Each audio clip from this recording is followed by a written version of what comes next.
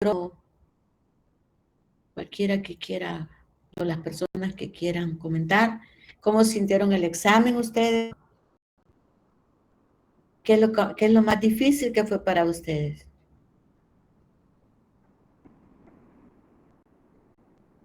Hola.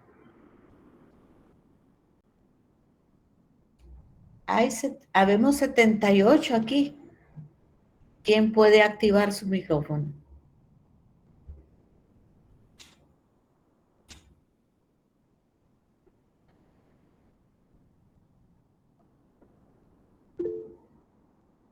Muy bien, Julio. Considero que no estaba tan complicado el examen, ya que fue, como usted dijo, de acuerdo a lo que hemos visto exactamente, ya sea los videos, los PDFs que hemos leído y todo eso.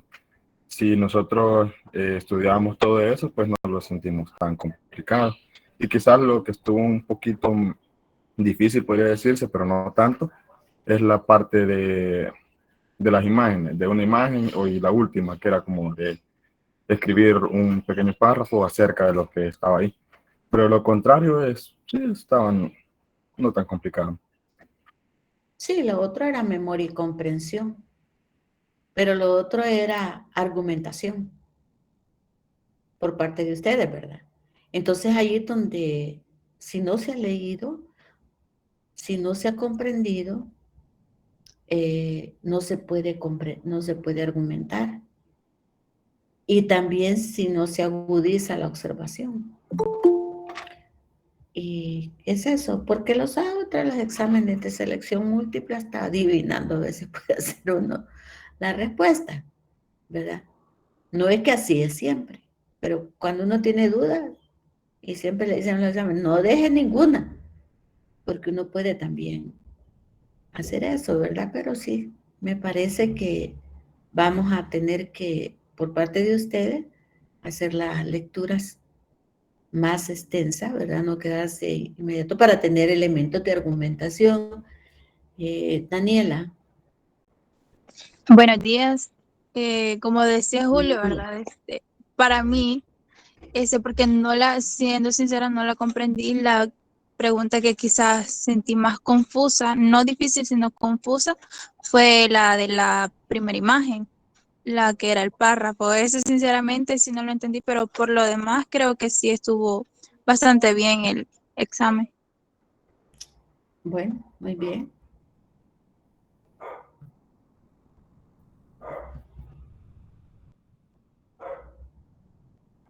¿Alguien más quiere opinar?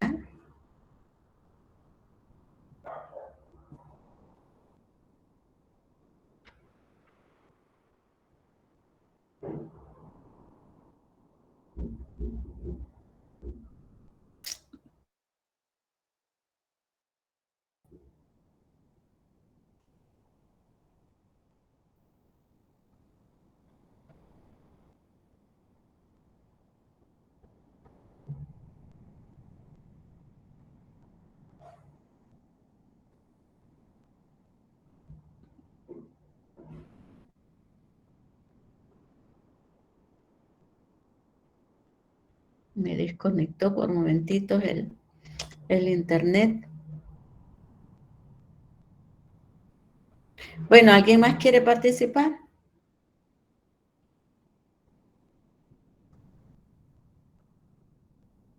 Siempre es bueno saber cuál es la opinión. Adelante.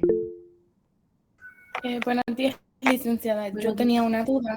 Sí. No sé si Stephanie le comentó de mi caso, de que pues yo el día martes no pude ir a la universidad por la mañana, porque bueno, la ruta de buses 116 no está entrando a Cojute y yo ahí solía esperar el bus. Entonces, yo lo estuve esperando, pero no pasó. Entonces, no sé si haría el examen o perdí la nota. No, sí lo vas a hacer, pero eso va a ser presencial, ¿verdad? El Sí, día martes sería entonces. sí. Vaya, está bien. Muchas gracias entonces. Bueno, bueno.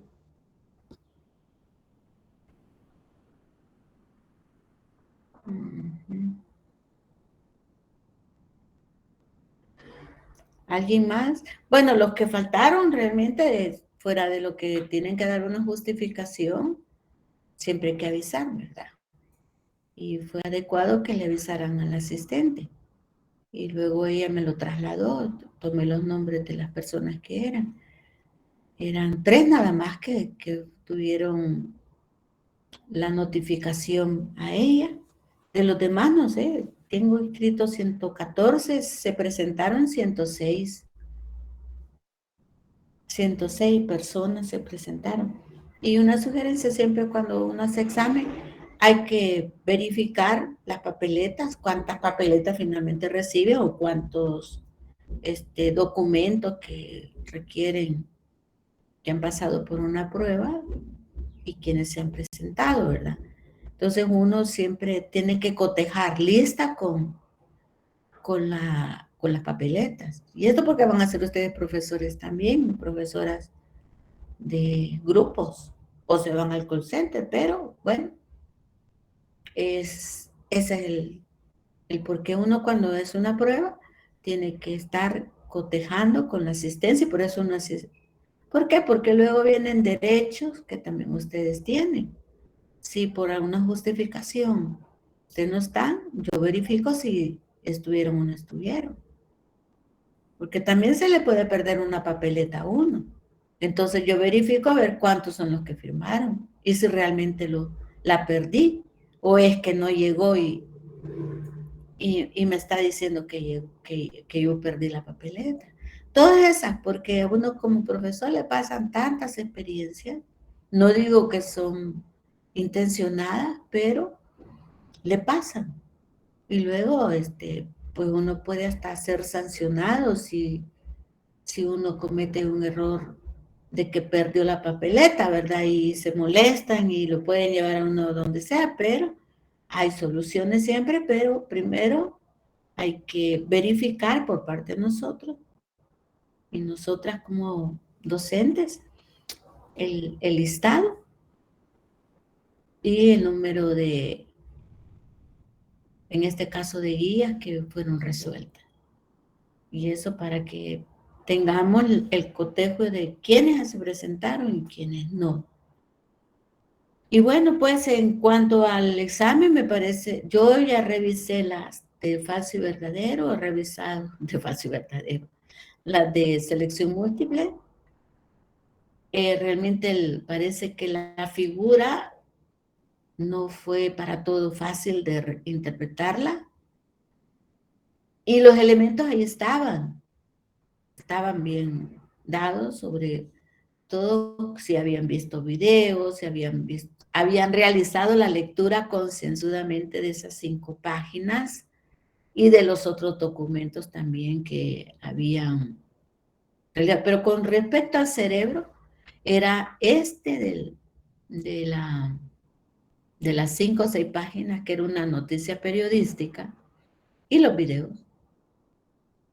Era suficiente eso para que ustedes tuvieran argumentos, ¿verdad? De solventarla. Pero bien, entonces, ¿qué tenemos que hacer? ¿Qué creen ustedes que tenemos que hacer para ayudar a superar esto que por ahora nos dificultó? Se nos fue difícil para nosotros, para ustedes. ¿Qué creen que podemos hacer?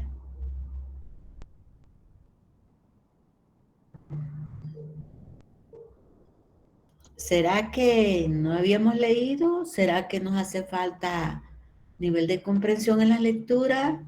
¿Será que es primera vez que analizamos figuras? ¿Será que la observación la tenemos como muy limitada? De todo eso hay que preguntarse. Y eso es parte de lo que un estudiante autónomamente, o sea, con mucha autonomía, lo tiene que resolver. Es decir, sí, yo me hago esta revisión, esta introspección, estas preguntas a mí mismo y busco respuestas también por mí mismo. Y eso es válido.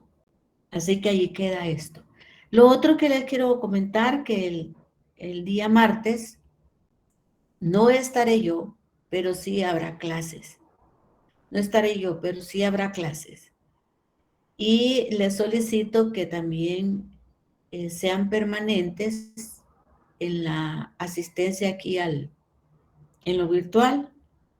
Pero hay personas que entran y salen, pero también hay personas que no se registra más que 34 minutos. Y eso no puede seguir pasando porque 34 minutos no es suficiente para una clase, es de 2 horas.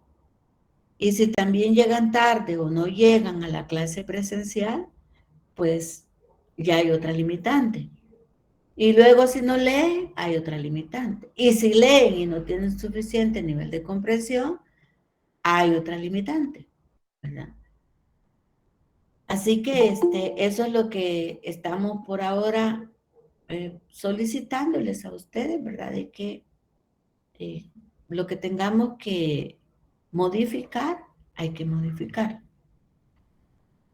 Para que hagamos este desarrollo de esta materia para aprender, no para pasar una nota.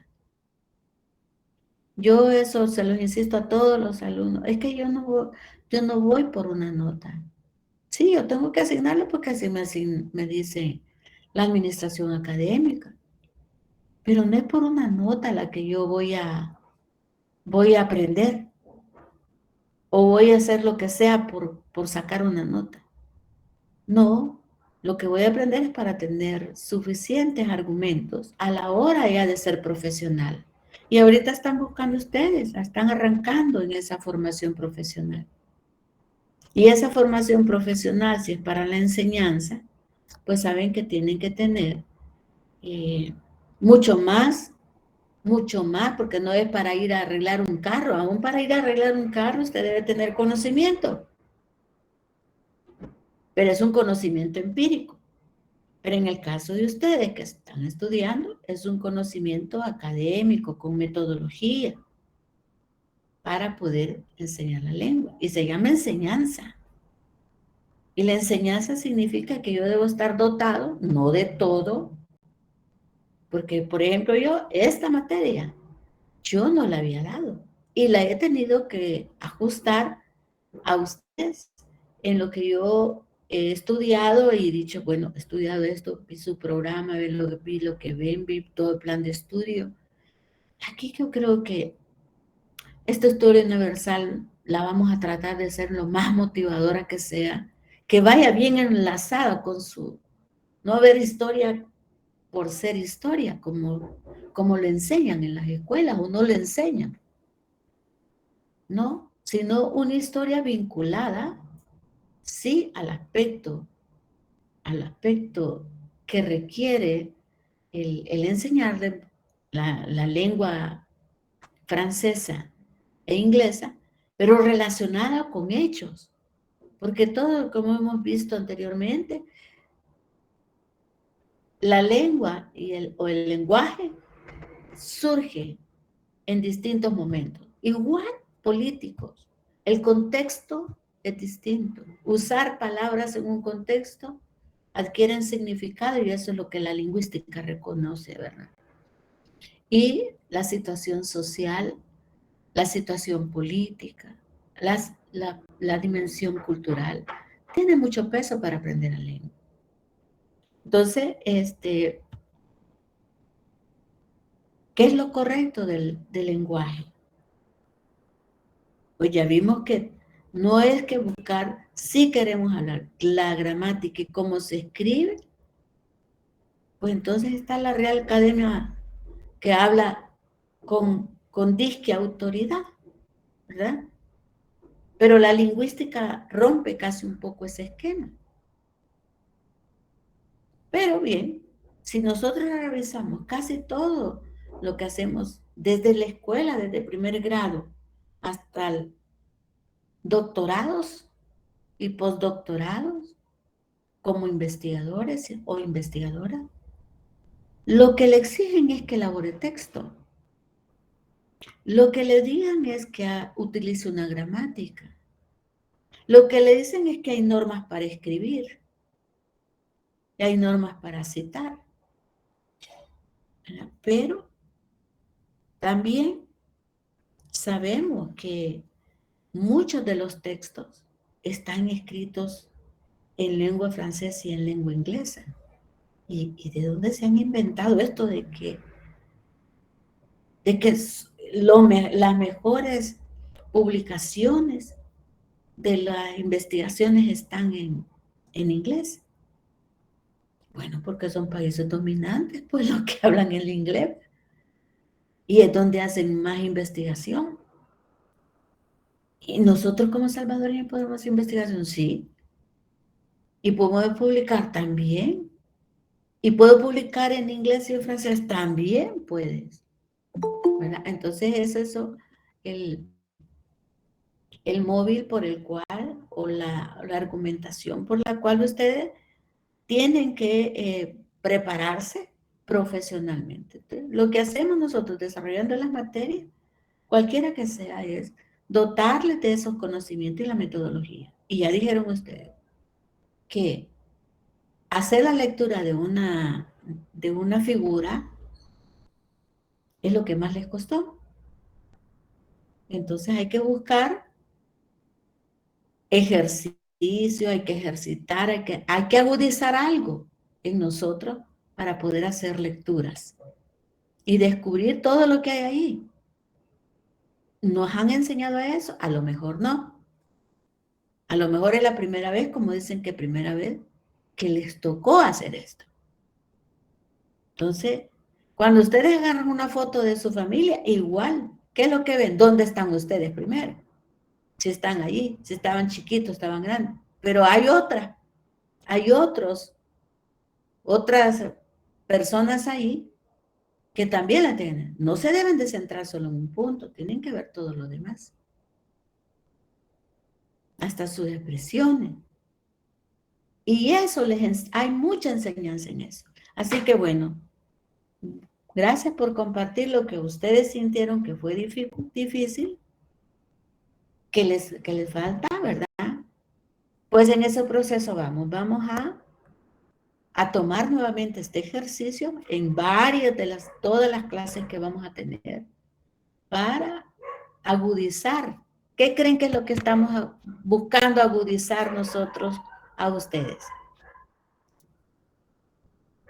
Clelia, ¿qué crees que se está buscando formar en ustedes al presentarles figuras como la que venía en esa guía? Pues yo pienso que el análisis y la lectura, que implementemos la lectura, ya que como usted dijo, prácticamente era de los temas que hemos visto y pues obviamente sin conocimientos previos no nos podemos como someter a hacer algo que no sabemos, ¿verdad? Y tampoco podemos venir a inventar cosas que no son y que no tienen sentido. Tenemos que tener como, ¿cómo le puedo decir? Más coherencia a la hora de escribir un texto o de comprender una imagen también. Pero ¿qué es lo que agudizas cuando estás viendo una foto? Ya lo dije yo, ya casi te lo estoy diciendo. ¿Qué sentido tenés que agudizar? La vista. Pero la vista, yo puedo ver un papel y no La y la vista, veo. el cerebro también Sí, da la pero capacidad de analizar.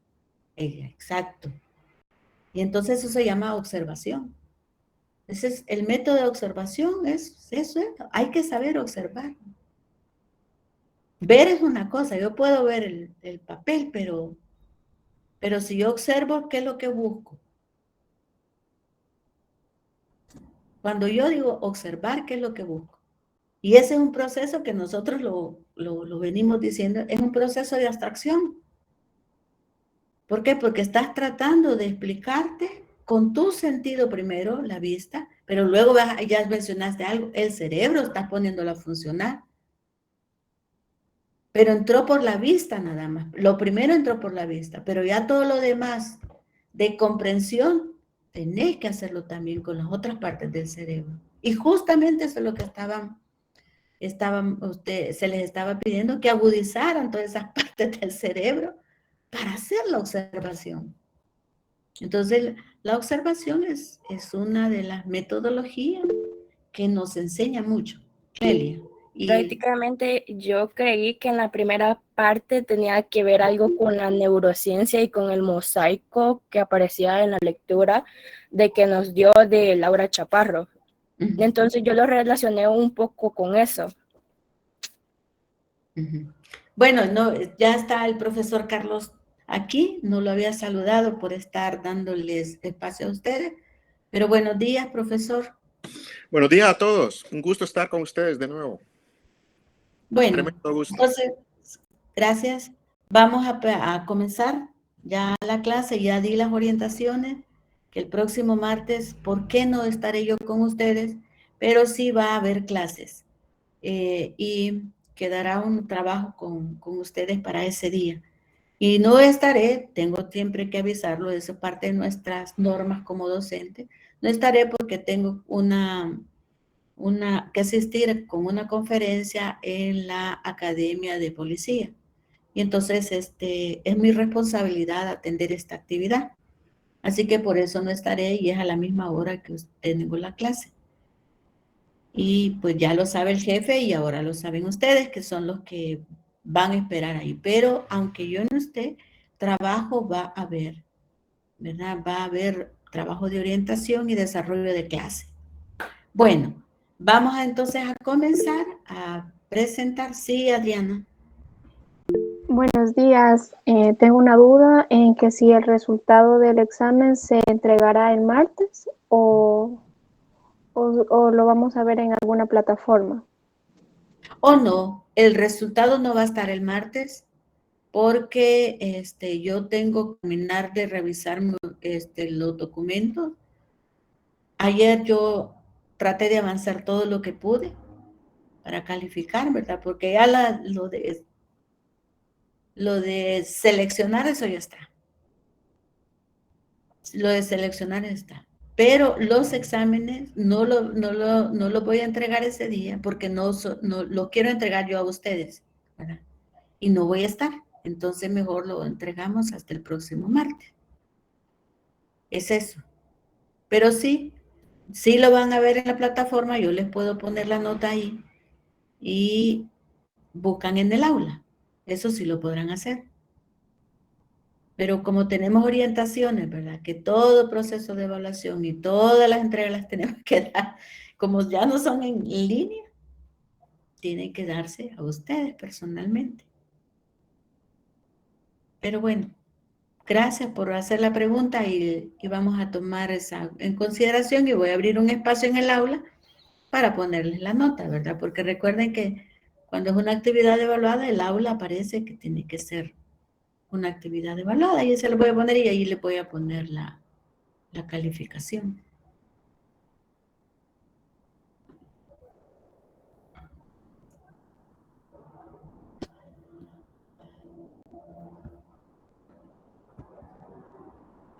Bueno, ¿ya se ve la pantalla?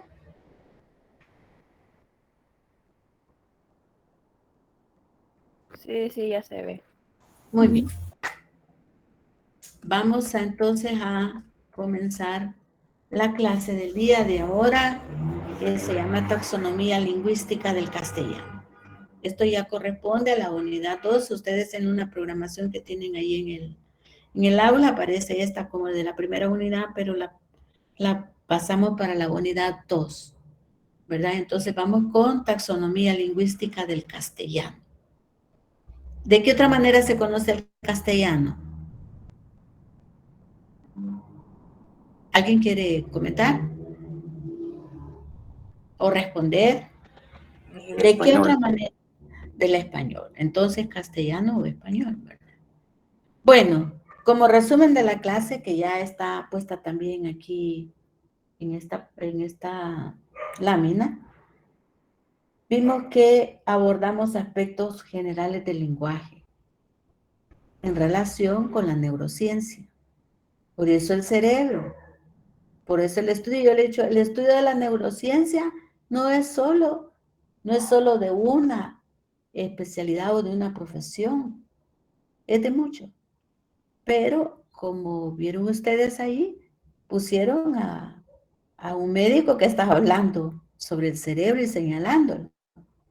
Pero con la neurociencia lo estudian psicólogos, lo estudian neurólogos, lo estudian ahora hasta los profesores se han puesto a estudiar la neurociencia. Y están en un abordaje muy multidisciplinar el que hay ahora.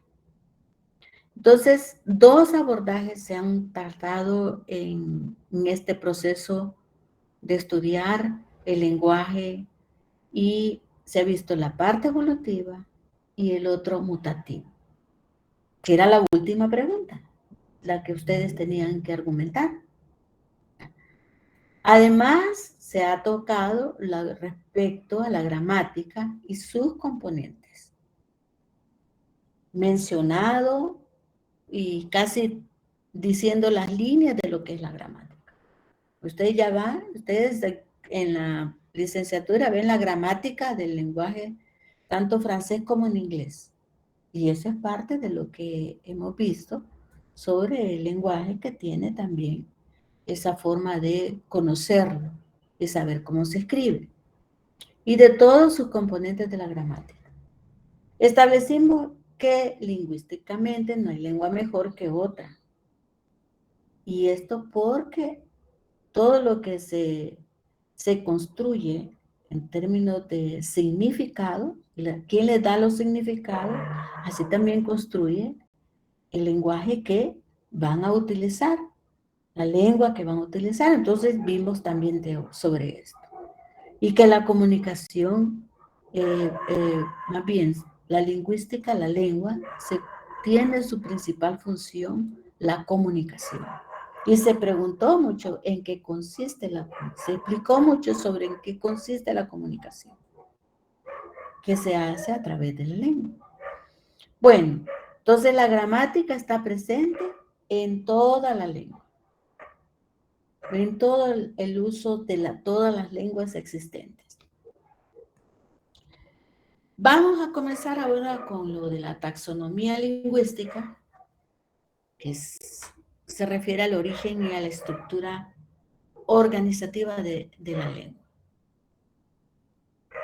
También de la que ya ustedes están comenzando a verla con las 2 lenguas que están estudiando, ¿verdad? Yo le preguntaba a sus profesores si ya estaban viendo gramática, y parece que es con lo que comienzan. Entonces, abordaremos entonces qué categorías y subcategorías hay con respecto a la taxonomía lingüística. Y por medio del cual vamos a poder alcanzar a ver cuáles son las características comunes con otras lenguas, ¿verdad? Entre unas y otras, y cómo es que se amplían o cómo se desaparecen, ¿verdad? Entonces, también vemos que tenemos que darle un poquito de pensamiento a esto que aparece aquí, a ver si lo puede leer alguno de ustedes. ¿Se ofrece para leerlo rápidamente? Adelante. Piensa, si Malinche fue capaz de aprender el español y servir de traductora, puede decirse que los españoles también aprendieron el lenguaje de los nativos americanos. ¿Qué opinas? ¿Por qué? Bueno, ya leíste. ¿Quién quiere comenzar con esto? Adelante. Bueno, en realidad sí podrían haber aprendido el lenguaje nativo, pero para ellos resultó demasiado trabajoso, o mejor dicho, les pareció que no era necesario, que ellos tenían que aprender el lenguaje, ¿verdad? De los que iban a ser sus sus dueños prácticamente, ¿verdad? En realidad se podía haber aprendido el lenguaje, podían haberlo absorbido ellos, pero les pareció más cómodo que ellos aprendieran el lenguaje de los conquistadores. Irma, Sí, adelante. ¿me permite participar en este momento? ¿Cómo no? Noté de que acá hemos leído lo que dice ahí, y fantástico, pero también habían dificultades con la interpretación de los textos cuando se trata de imágenes, ¿verdad? Cuando se trata de comprender las imágenes. Y vi que uno puede ver una imagen, pero no necesariamente puede estar entendiendo lo que ve o entender sus implicaciones, ¿verdad? Entonces yo quiero de que los invito a todos a que le pongan atención a la imagen que hay ahí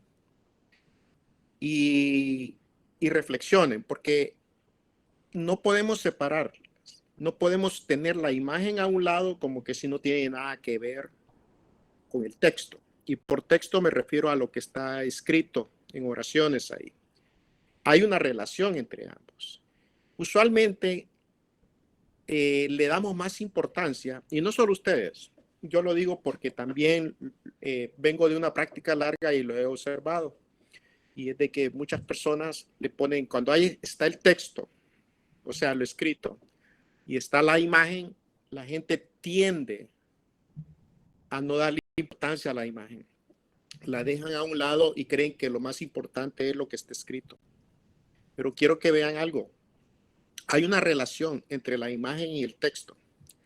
El texto dice algo preciso y exacto, pero la imagen a veces trasciende el texto.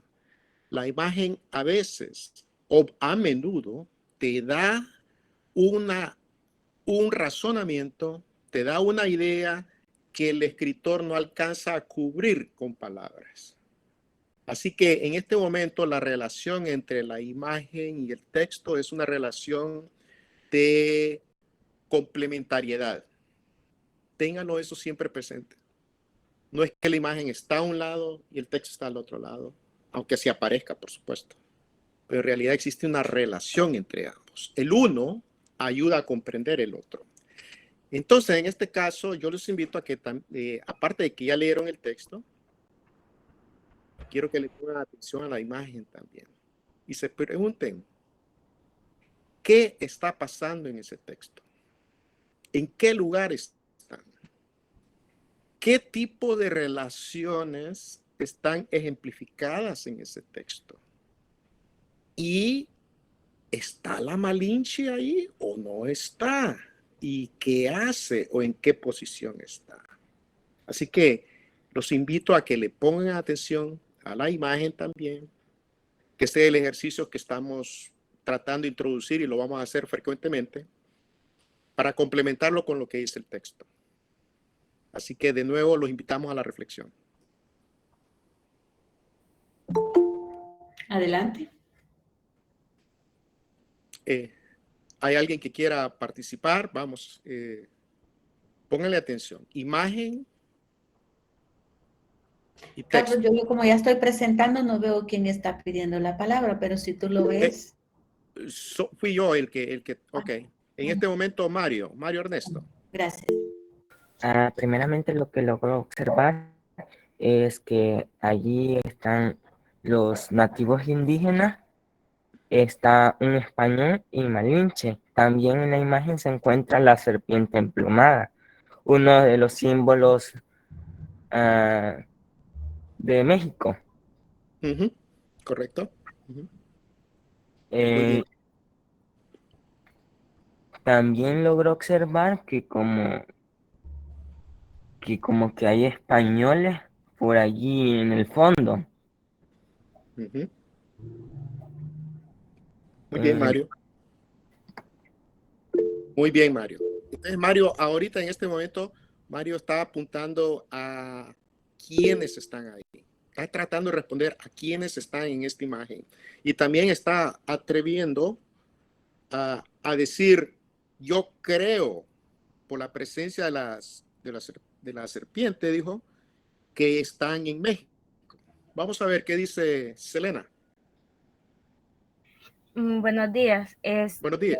Por lo que se ve en la imagen, es como que el español o la persona que está con Malinche está tratando de decir algo, y por la posición de las manos de Malinche es como que ella les está traduciendo a ellos lo que el español les está indicando.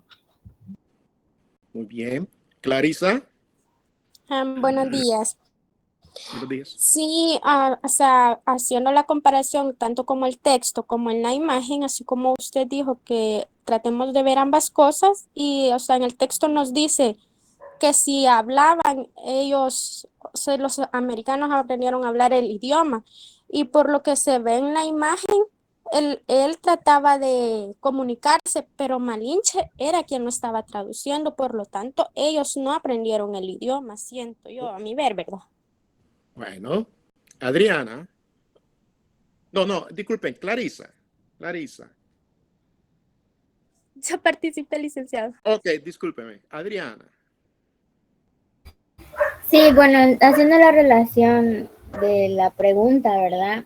Y siguiendo un poco la historia de cómo fue la conquista, en mi opinión, pues los españoles conquistadores tuvieron que haber aprendido el idioma, porque no solo fue la conquista, vaya, sino también los españoles que se quedaron con las mujeres indígenas.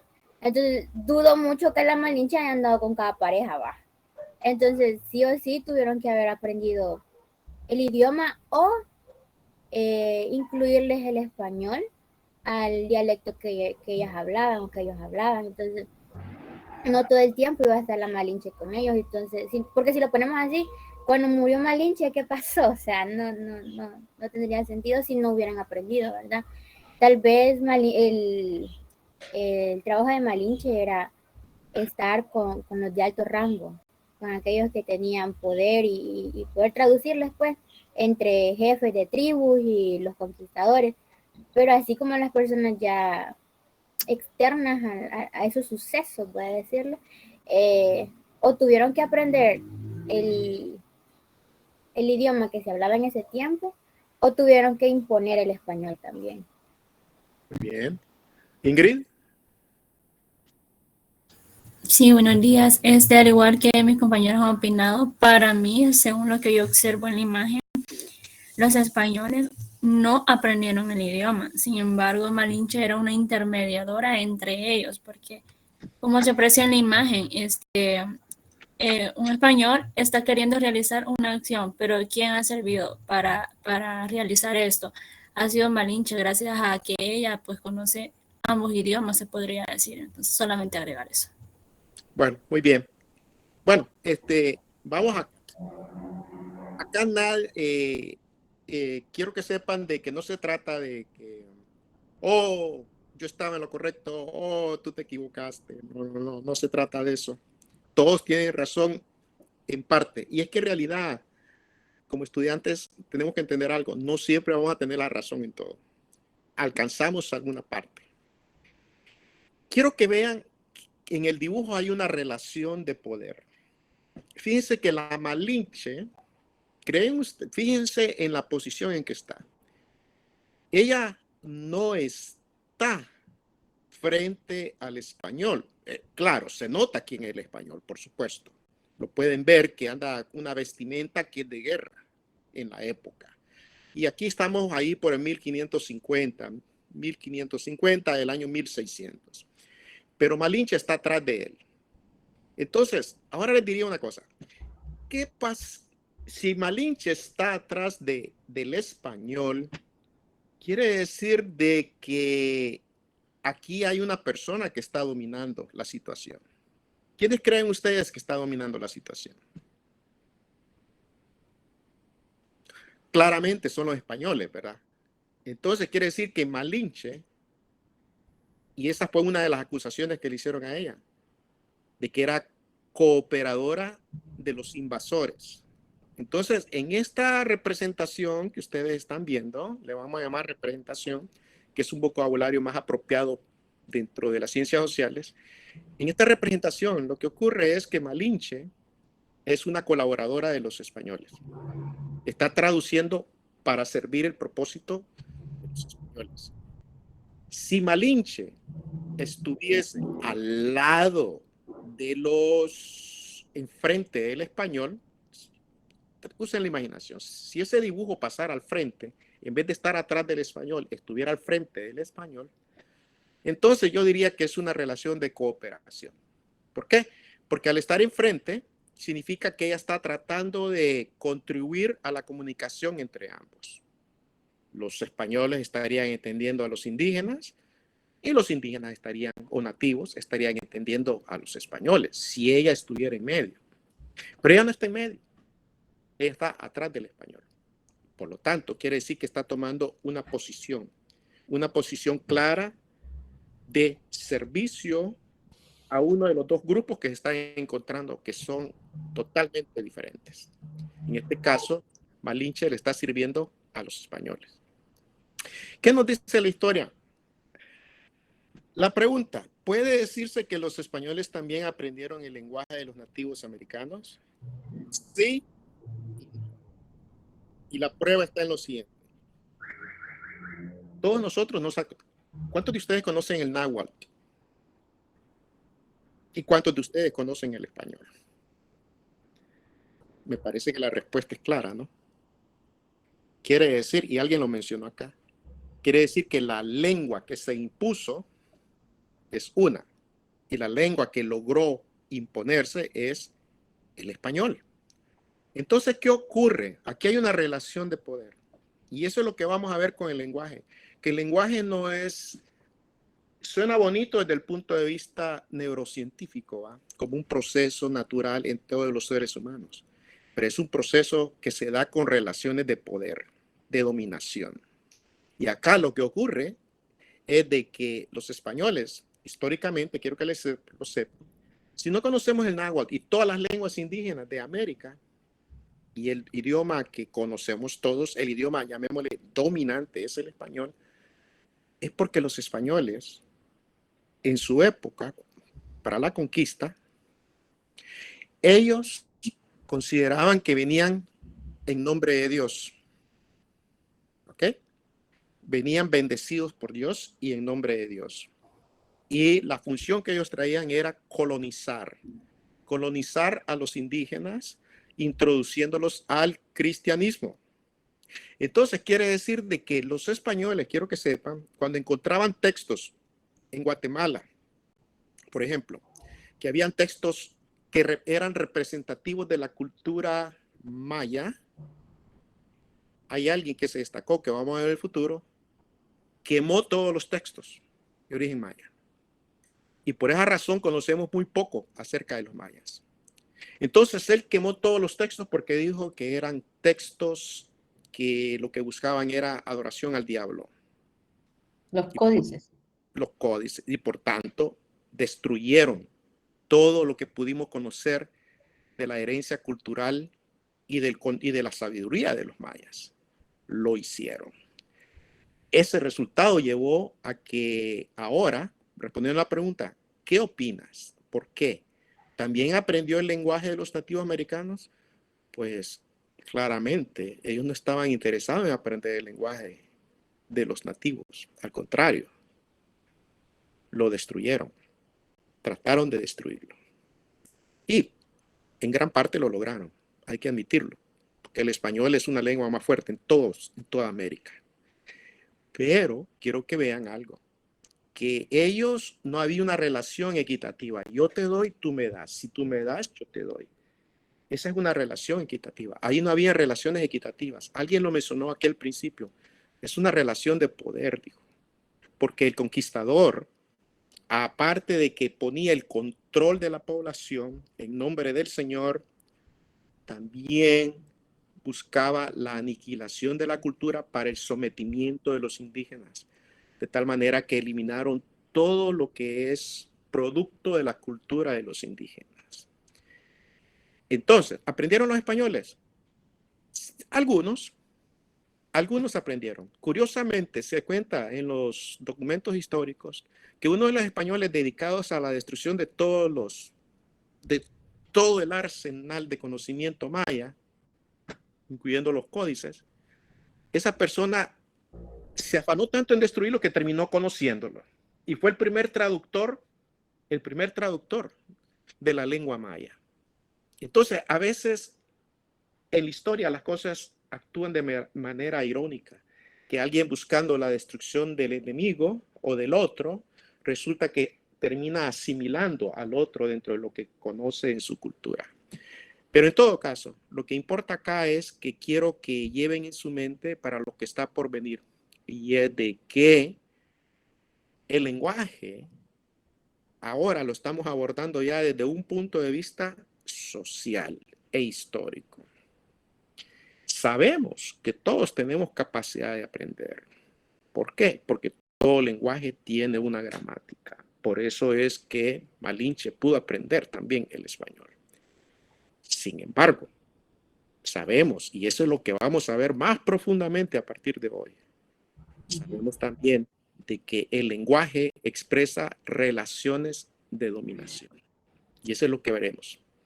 Las relaciones de dominación y de explotación que llevan a lo que veremos. Sepan algo, todo grupo social que termina dominando a otro se convierte usualmente en el grupo social que impone su lenguaje. En Estados Unidos ¿por qué se habla el inglés? Porque los ingleses llegaron. ¿Por qué en Canadá se habla el inglés y se habla el francés? Porque llegaron los ingleses, se combatieron con los franceses para el control territorial de lo que hoy es Canadá.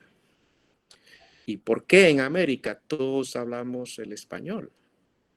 Porque las horas de conquista fueron las de los conquistadores y son ellos los que impusieron, o el idioma dominante fue el español. Toda conquista implica un idioma que se llega a convertir en dominante. Muy bien, gracias, Irma, por... ¿Cómo no? Gracias. Bueno, la conquista es eso, pues, ir al proceso de dominación de unos a otros.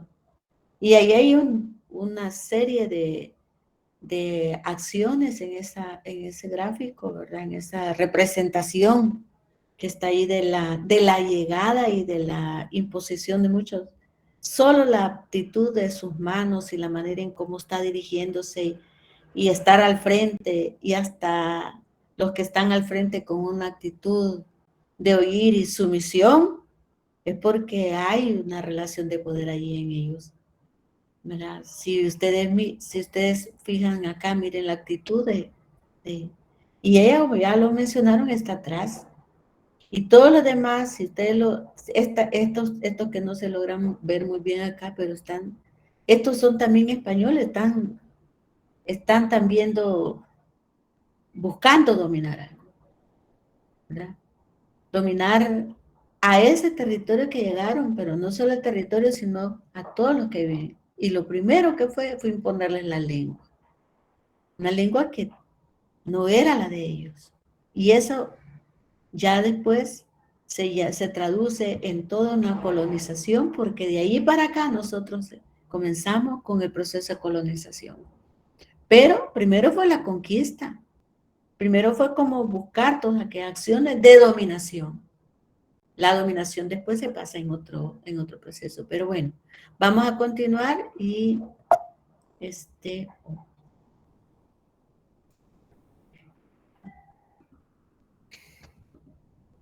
bueno, entonces la situación está así. Oye, ¿qué vamos a aprender? Sobre el origen y desarrollo de la lengua española o castellano antes de la conquista. Ahorita estamos en el proceso de ver qué es lo que pasaba en esos momentos históricos que tenemos. Ven la historia cuánto nos revela de cómo es que nosotros somos lo que ahora, porque ahora el inglés o el francés se nos sigue imponiendo y dominando. Entonces, pero, ¿dónde está su origen? ¿Ha sido que el español siempre ha sido castellano? ¿De dónde se origina esa lengua? ¿Verdad? ¿De dónde deviene? Así que vamos a comenzar con ello y vamos a ver dos textos que ya se les puso en el aula y será una lectura obligatoria que ustedes van a realizar. Como ya les anticipaba yo, que parte de la formación está en que muy autónomamente tenemos que hacer las lecturas, no para pasar un examen, sino para tener suficientes argumentos, comprensión primero, y luego argumentar qué es lo que, por qué y para qué es que tenemos que leer el origen del desarrollo de la lengua española, porque la hablamos, porque también la enseñamos, porque en la escuela permanentemente nos estuvieran dando sobre el español y la gramática del español, todo eso permanentemente, y se sigue dando, ¿verdad? Pero ha sido el español que los españoles trajeron. ¿El español nació con los españoles? ¿Se originó allí? ¿O cómo se originó? Y el mismo náhuatl. El náhuatl es hablado por todos los que hablan náhuatl, todos los pueblos que hablan náhuatl. ¿Es el mismo náhuatl para todos? ¿Se entiende de la misma manera? ¿Se habla de la misma manera? ¿Dice lo mismo? ¿Se modifica o no se modifica?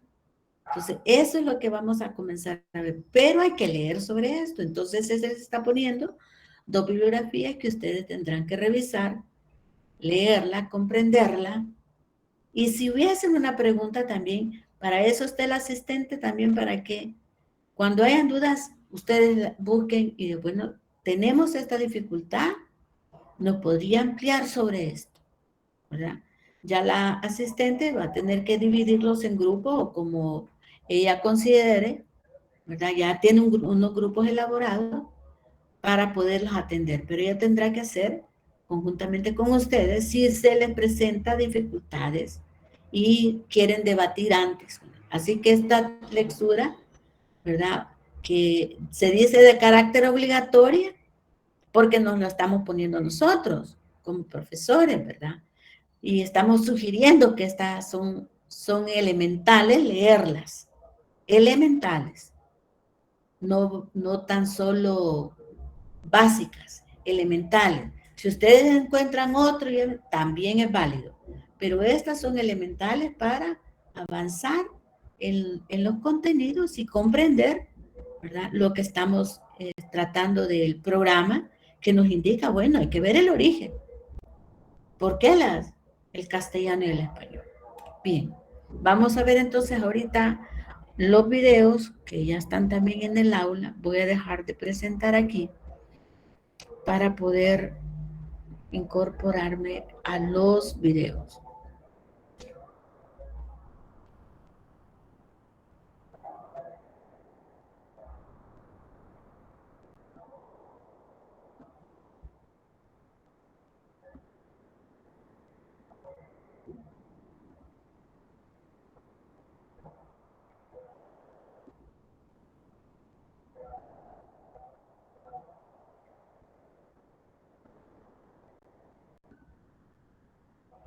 ¿Ya ven la pantalla?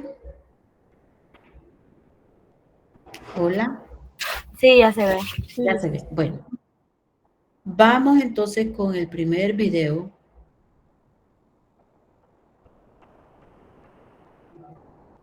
Papel y lápiz a la mano para tomar notas si quieren retener alguna de las...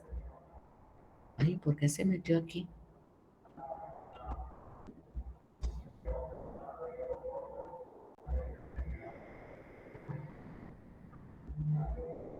No puede ser que se haya caído la página.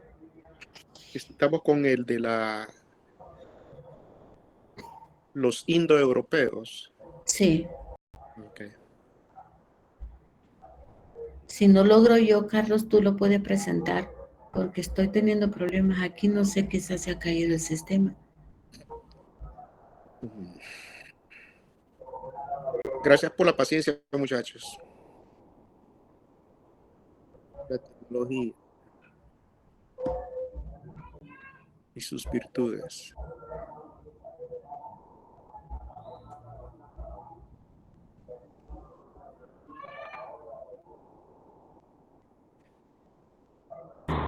Quizás no se le han subido los videos a la plataforma porque yo he estado revisando y no aparecen. Sí, pero yo lo subí. ¿Cómo no? Yo allí reclamé cuando han mostrado a los estudiantes. ¿Qué está pasando con la plataforma? Porque sí, yo los revisé hoy en la mañana y se veían. Carlos, ¿podrías Bueno, la presentación de la pantalla? sí, ok. Bueno. Si no, lo Arelis, voy a hacer. buscar nuevamente aquí de otra manera. Ok. Entonces, Intenta tú, si no, yo voy a buscar aquí. déjame intentar hacer mis pininos en esto. Ok. Vamos a ver.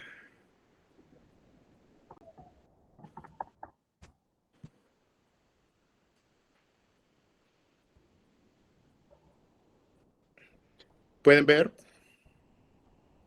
Chicos. Sí. Ok, muy bien. Disculpe que los diga chicos, que es vieja costumbre nada más. Muy bien. Muchas gracias por los chicos. Ok. Vamos a trabajar ahora. Recuerden, estamos estudiando el origen del español, el desarrollo del español. Por eso hablamos de taxonomía. El origen del español, porque posteriormente veremos cómo también se da el origen de la lengua en América, con los nativos americanos, y de esa forma veremos cómo se da que los dos idiomas se juntan y cómo uno pasa a ser dominante. Pero quiero que le pongan atención al concepto de dominación y cómo lo ven ilustrarse en este video. Va con ustedes. ¿Podrías ampliar la... Ay, no, correcto. ¿Lo pueden? ¿Lo escuchan? ¿Lo ven? ¿Se ve? Sí. Sí, ok. Se ve, pero creo que no se escucha. ¿Lo puedo expandir? Sí. Ok. Ahora, Voy a iniciar de nuevo.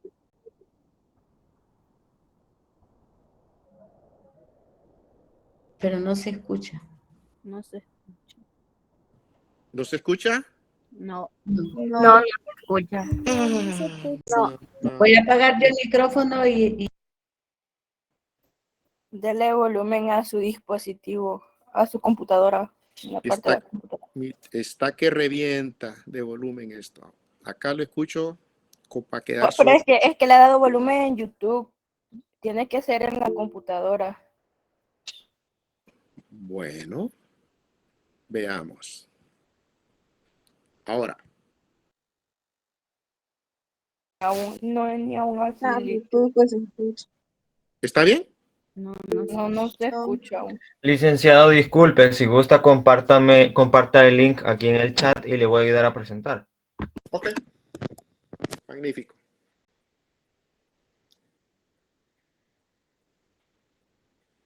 Está bien. eso es parte de la tecnología.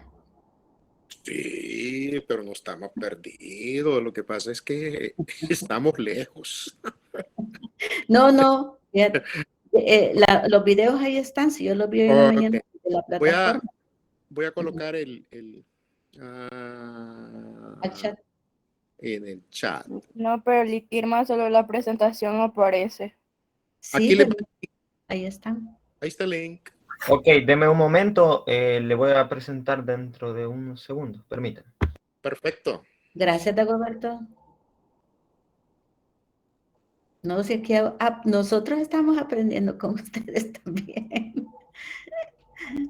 Muchas cosas, no solo el uso de la tecnología, muchas.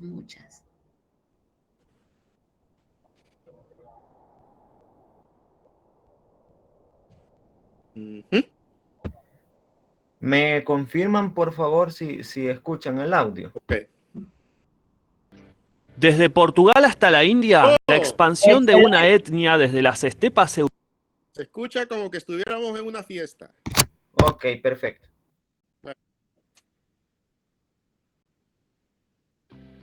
Desde Portugal hasta la India, la expansión de una etnia desde las estepas euroasiáticas cambió la historia para siempre.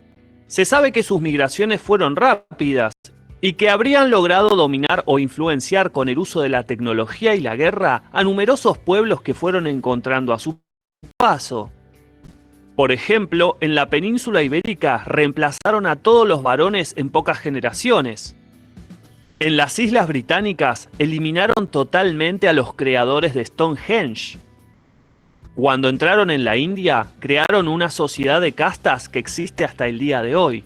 Los indicios de su existencia perduran en decenas de idiomas y las creencias de millones de personas. ¿Quiénes fueron los indoeuropeos? ¿Cuál fue su legado? ¿Cómo consiguieron expandirse y someter a otros pueblos de su época? Todo eso y más en este video. Empecemos.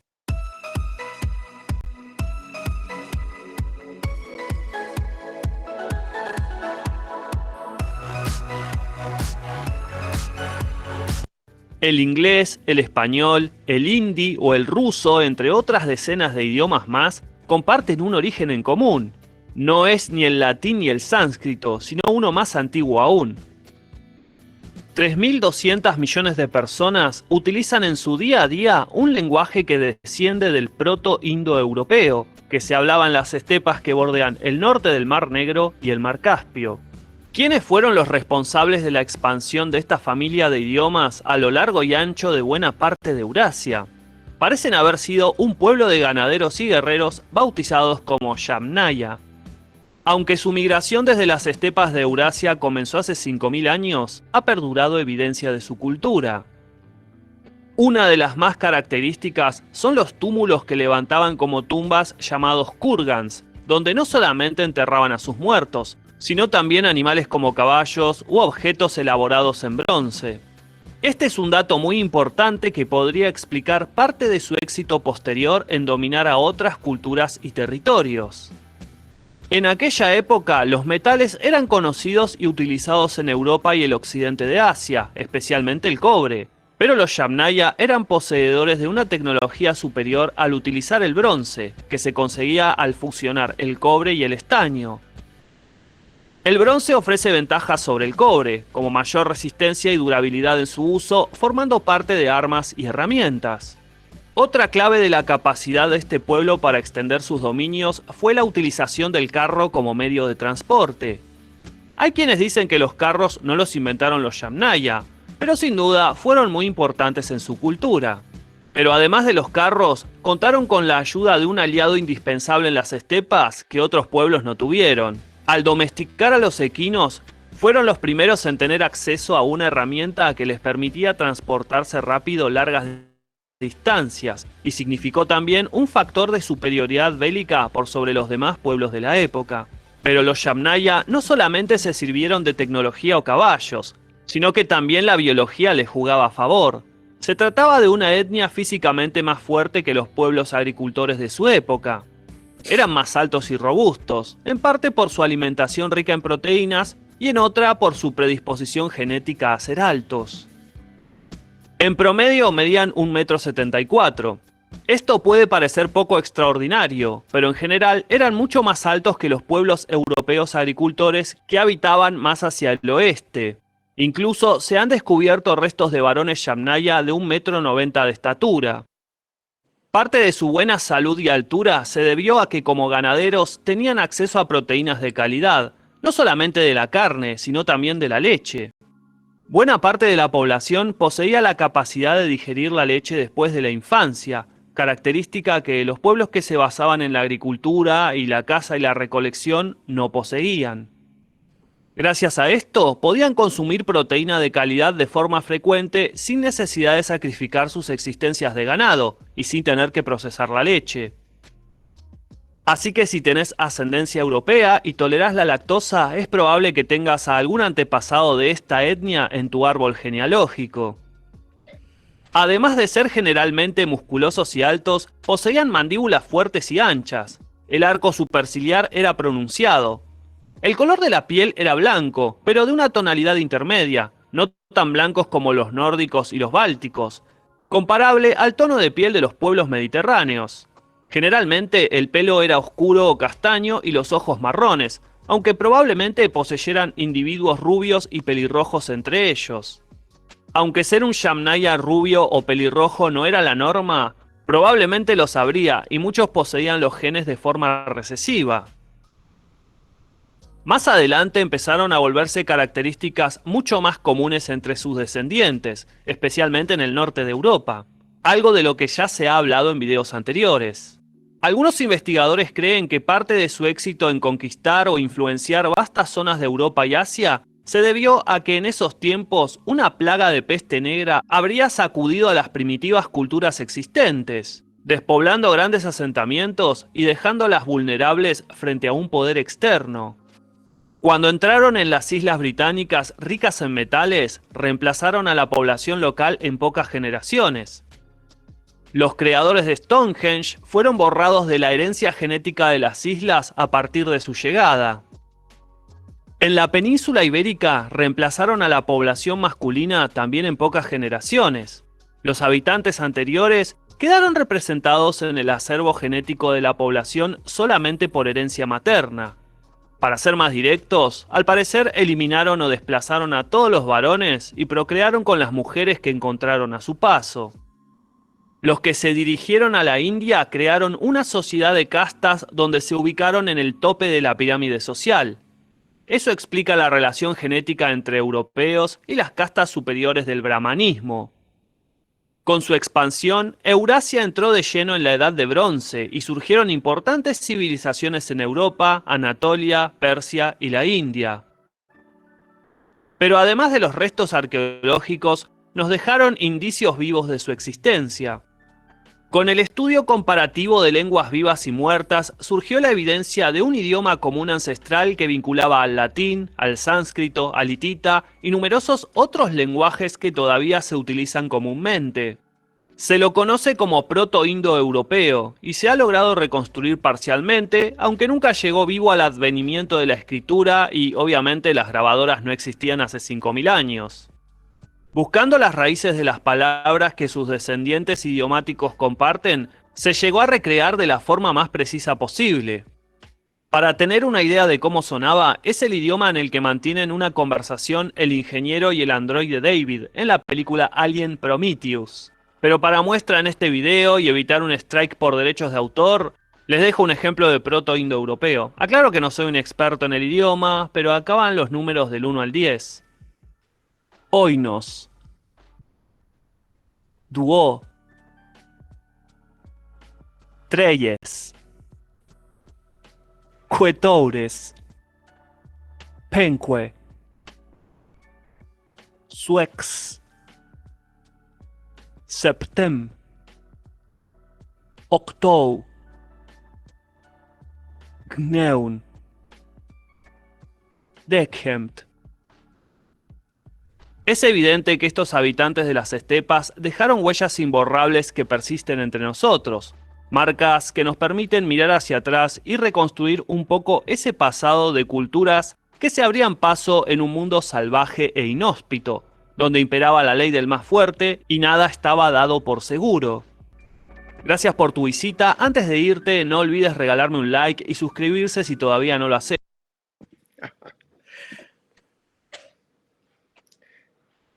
Gracias, Dagoberto. Un gusto. Bueno, gracias. Bien eficiente. Gracias. Comenzamos entonces. ¿Qué es lo que...? Antes del siguiente. Ok, aquí quiero que vean algo. Digamos que llevamos más de 1000 años de existencia. Saben que la historia la dividen en antes de Cristo y después de Cristo. Si hablamos de antes de Cristo, vamos a poner como cerca de 5300, unos 5000 años ahí. Es donde lo que llamamos los proto-indoeuropeos estaban esparciendo y expandiendo. Entonces quiere decir de que hasta el año mitos hasta el año 200, o sea, 200 años después de la muerte de Jesús, que es un calendario. Quiere decir que hubo 5200 años en donde estaba el lenguaje de los proto-indoeuropeos o los Charnaya que decían ahí. Quiero que hay algo bien interesante en esto. Es un trabajo realizado por los arqueólogos, los antropólogos y los paleontólogos. Pero yo quiero que vean algo. Ya se hablaba, ya teníamos un lenguaje. Pero aquí cuenta algo, y es de que todos estos procesos han sido de conquista. No han sido, oh, me da permiso de vivir aquí, porque yo vengo con mi familia y me quiero quedar acá. No. Todos estos han sido procesos de conquista. Ahora bien, quiero que tomen en cuenta unos aspectos que van a ser muy importantes para lo que vamos a ver del colonialismo y el desarrollo del lenguaje en América, del español y los lenguajes indígenas. Recuerden que los españoles de la época, hacia el año 200 después de Cristo, y más los 5000 años de los indoeuropeos, tienen ciertas características inevitables. Miden entre 1,74 y 1,90 de estatura. 1,74 y 1,90 de estatura. Las razas indígenas alcanzaban alrededor de 1,50, por poner un detalle. Y estoy hablando de los nativos, pipiles, aztecas, y lo que hacían era colocarse en la frente algo como no es un gorro, pero es, ¿cómo le llamamos? Un penacho. Un penacho alto, porque eso te daba estatura y te hacía ver poderoso. Entonces, estos hombres tenían un tamaño superior al nuestro. Y esto va a venir importante por lo que vamos a ver al final. Otra cosa, las conquistas. Cuando ellos conquistaban, ellos tenían un elemento sumamente importante en la historia. Y es que conocían la rueda. Si conoces la rueda, puedes transportar.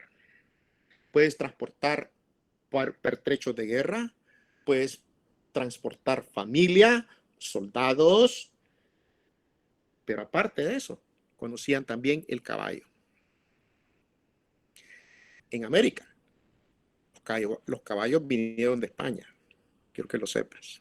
Entonces, ellos tenían esa ventaja, el caballo. Y hay algo más. Fíjate bien lo que te estoy diciendo. Caballos, la rueda y también el bronce, los metales. Y sabemos de que ellos acabaron con la población indígena. Los indígenas, nuestra gente no conocía los metales.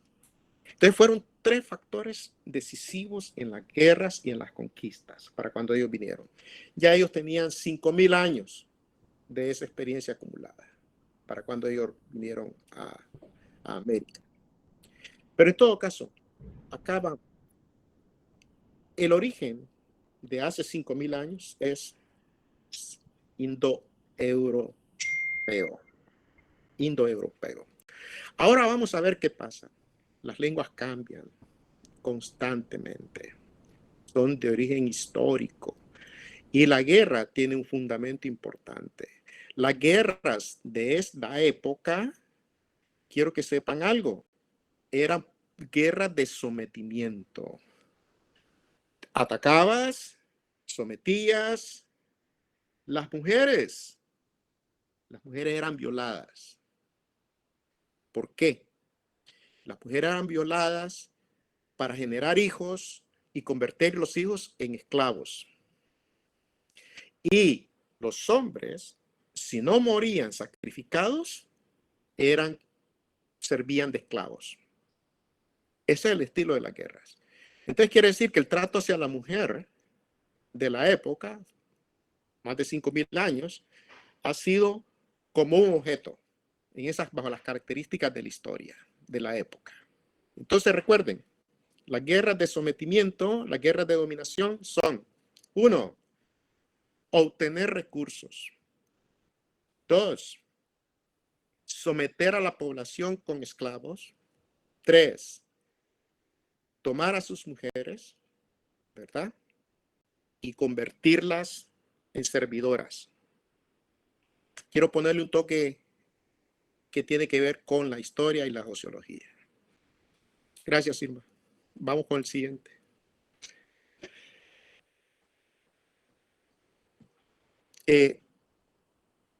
Irma, ¿tú puedes ponerlo o le pedimos de nuevo ayuda a Dagoberto?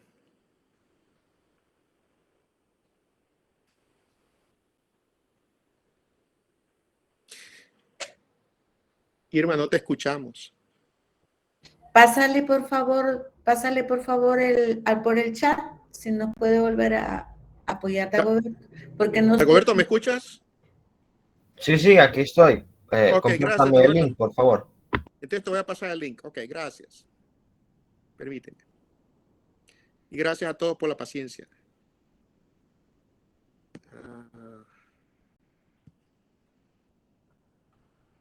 Carlos, te dejo, voy a atender una llamada del ministerio. Ok, está bien. Correcto, gracias.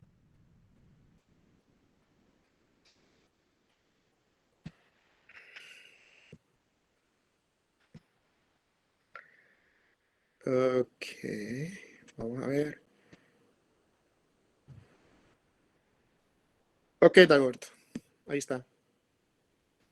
Ahora vamos a ver la evolución del español. Ya llegamos, ya sabemos quiénes son los indoeuropeos. Se apoderaron de todo lo que es hoy España, incluyendo Portugal. Vamos a ver qué sucede después.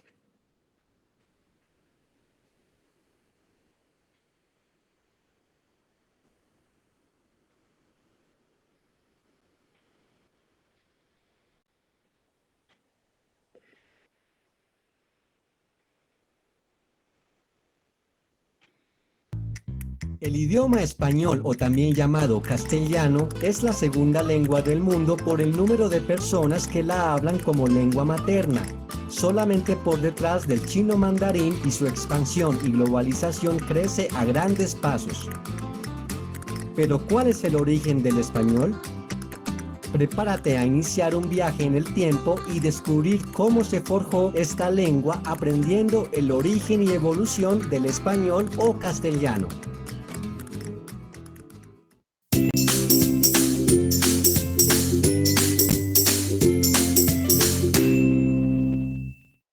Según la Real Academia Española, el vocablo español procede del provenzal español y del latín medieval hispaniolus, que significa de Hispania, que era el nombre con el que se conocía en el Imperio Romano a los territorios de la actual España y Portugal.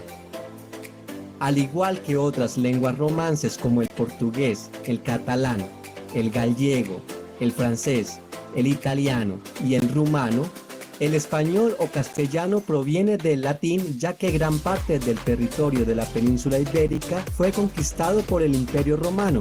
Sin embargo, veamos quiénes estaban en estas tierras antes de los romanos.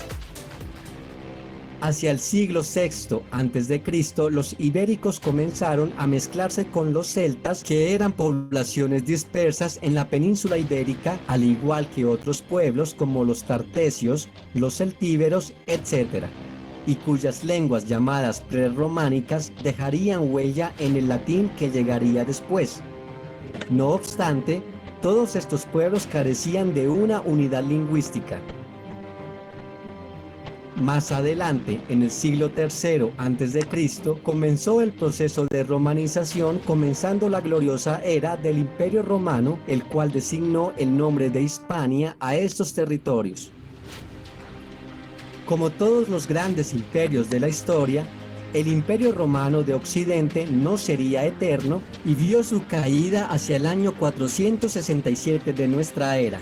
y para ese entonces el latín culto ya había perdido su importancia, por lo que rápidamente se vio reemplazado por el latín vulgar, el cual ya había sido influenciado por el griego, el celta y otras lenguas germánicas.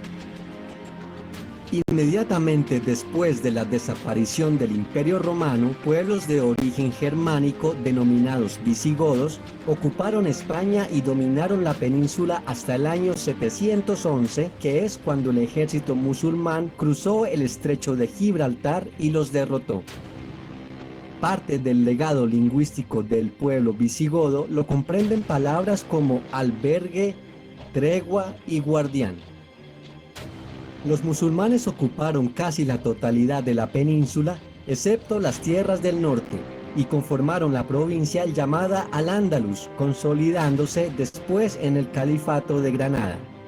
Mientras tanto, en el norte prevalecerían los reinos cristianos que darían origen a las modalidades romances como el catalán, el asturiano, el aragonés, el gallego y naturalmente el castellano. Este último consistía en un dialecto primigenio en el condado medieval de Castilla, luego se convertiría en el Reino de Castilla en la región central al norte de la actual España. Al poco tiempo después de la ocupación árabe, comenzó un proceso llamado la Reconquista Española, en donde los reinos cristianos fueron ganando territorio a través de sucesivas unificaciones dinásticas, como la unión de León y Galicia con Fernando III de Castilla, y confinando el dominio de los árabes hacia el sur.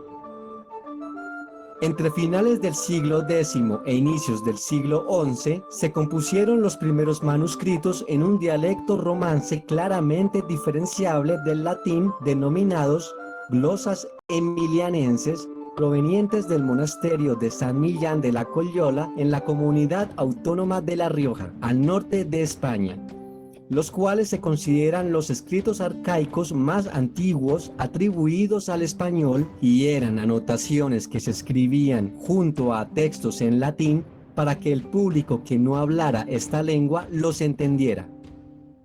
La creación de un idioma español estándar basado en el dialecto castellano comenzó en el siglo XIII con el rey Alfonso X, el Sabio, quien adoptó el castellano como lengua oficial para las traducciones de documentos y decretos oficiales, fundando la Escuela de Traductores de Toledo, la cual haría por primera vez publicaciones en una lengua diferente del latín.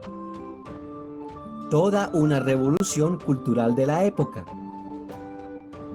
La consolidación del castellano como lengua oficial de España surgió a raíz de la unión marital de la reina Isabel I de Castilla y Fernando II de Aragón, quienes fueron llamados los Reyes Católicos, y finalmente hacia el año 1492 estos reyes lograron desterrar definitivamente la presencia de los árabes con la toma de Granada, que era el último asentamiento musulmán en la península, dando fin a más de 700 años de ocupación. Este tiempo dejó nada más y nada menos que alrededor de 4000 palabras de origen árabe en la lengua española, como por ejemplo almohada, aceituna, ajedrez, guitarra, cifra, cero, asesino, ojalá, zanahoria, etc. Al tiempo en que los moros fueron expulsados de España y se celebraba la unificación de los reinos españoles, Antonio de Nebrija publicaba su obra Gramática en 1492, considerándose como el primer tratado de gramática de la lengua española y el primero de una lengua latina europea. Coincidentemente, en ese mismo año, Cristóbal Colón, con la ayuda económica de los Reyes Católicos, emprendió el viaje que la historia conocería como el descubrimiento de América, mediante el cual el idioma español vería su oportunidad de expansión en las nuevas colonias americanas. Las lenguas originarias de América, principalmente el aymara, náhuatl, guaraní, maya, quechua, chibcha y taíno, hicieron numerosos aportes al léxico español, como en el caso de cancha, carpa, aguacate, chocolate, jaguar, tiburón, canoa, colibrí, huracán, caníbal, etc.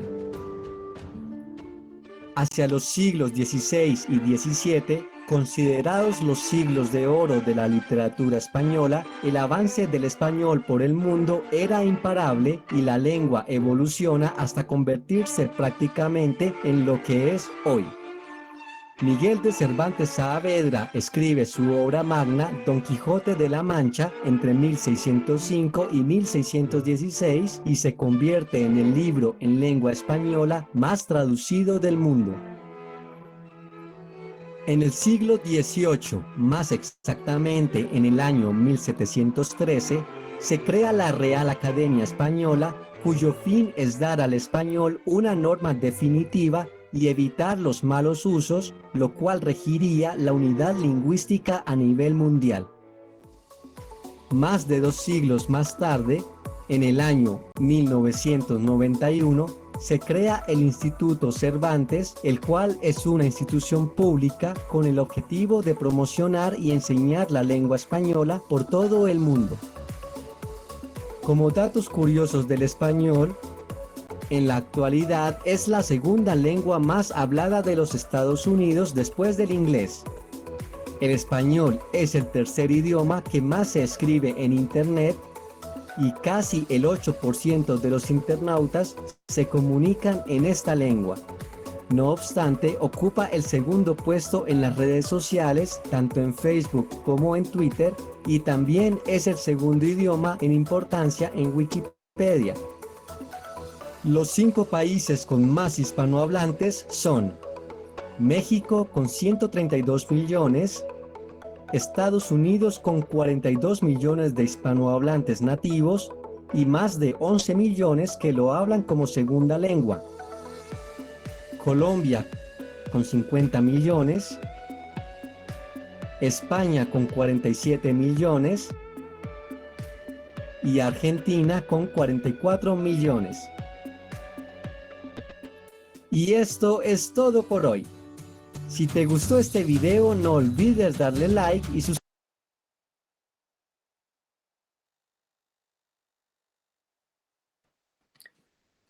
Gracias.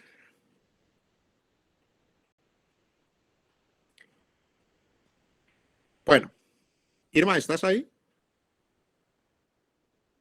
¿Me escuchan todos? Sí, se lo escucho. Okay. Fantástico, fantástico. Muy bien.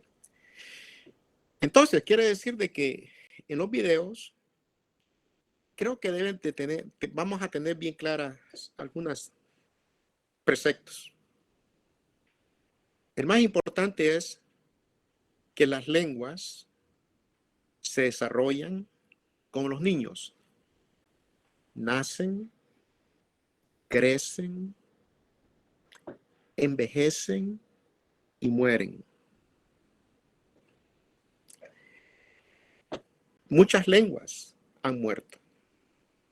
Y hay lenguas que nacieron, se modificaron y permanecieron. Otras, como los seres humanos, nacieron y luego fallecieron. Es interesante ver que el lenguaje no es algo de la nada, es también los lenguajes tienen historia. Y algo que debe quedar claro acá es que el español tiene una historia. Pero ¿por qué vemos la historia del español? Bueno, porque sociológicamente hablando, tenemos que hablar de relaciones de poder. Dijimos de que, según los videos que vimos, los Charnaya, que es con la fuente indoeuropea de más de 5.000 años, la región donde se hablaba el español, y vamos a ver una secuencia histórica, vamos a imaginarla, es un periodo en donde se mezclan varios lenguajes, y uno de ellos son el celta, mencionaron el celta, que recuerden, y ¿qué otro lenguaje? Ah, el ibero también, ¿ok? Porque le llaman la península ibérica, entonces también estaba el ibero. Pero vean bien algo que ocurrió. Estos idiomas o estas lenguas estaban ahí porque había población que con las conquistas, la toma de territorio, porque en esa época se tomaban los territorios, y al tomar el territorio buscas tributos, buscas fortalecerte. Así son las guerras. Entonces, lo que ocurre es de que llegamos a un periodo en donde esas lenguas son sometidas a estrés, llamémosle así.